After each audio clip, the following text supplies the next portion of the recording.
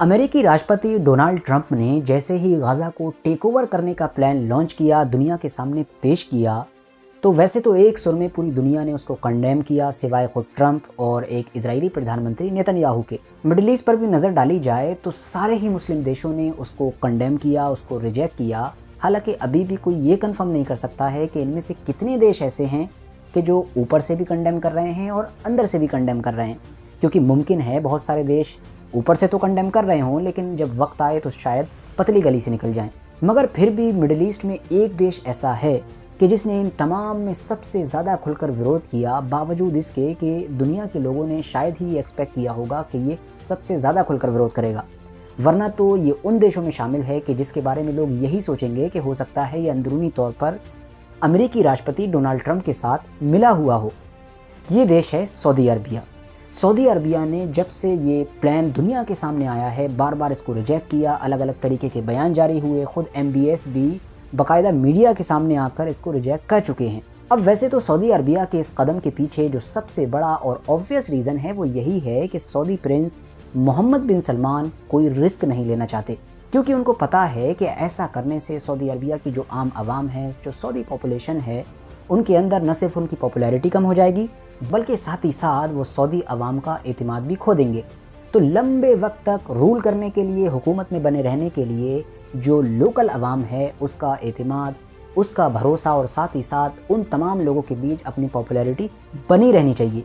और साथ ही साथ एक चीज़ ये भी है कि मुस्लिम लीडरशिप भी चाहिए, मतलब मुस्लिम दुनिया का लीडर भी तो बनना है, और ऐसा करने की सूरत में ऐसा नहीं हो सकेगा।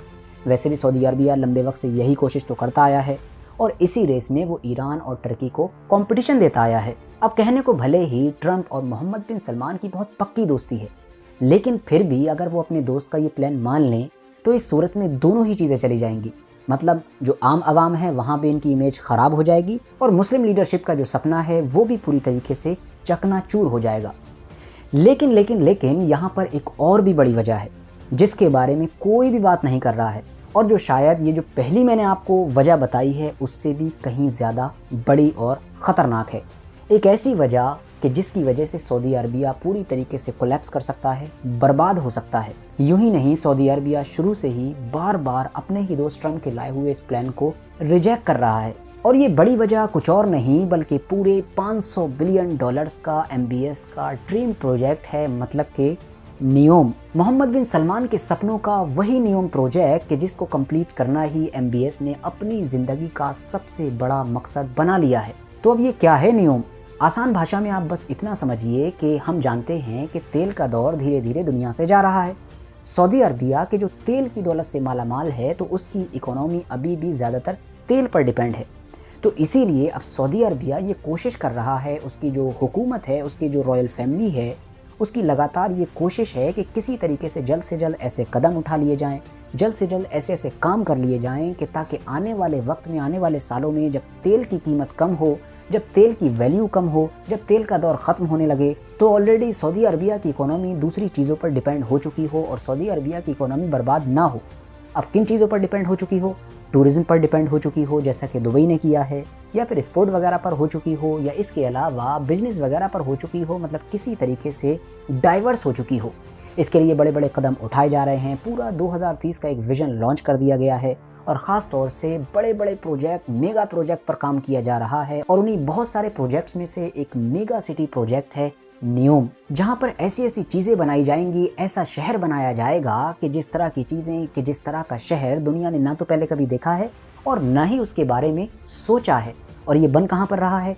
इजिप्ट वाली साइड में, रेड सी के किनारे पर बन रहा है, और ज़्यादा नहीं, फ़िलिस्तीन का जो गाज़ा है उससे बमुश्किल लगभग 300 किलोमीटर की दूरी पर है। साथियों, इसीलिए जब से ट्रंप ने गाज़ा को ओवरटेक करने का प्लान दुनिया के सामने पेश किया है, उस पर कब्जा करने की बात कही है, तब से सऊदी अरबिया कुछ ज़्यादा ही परेशान नज़र आ रहा है।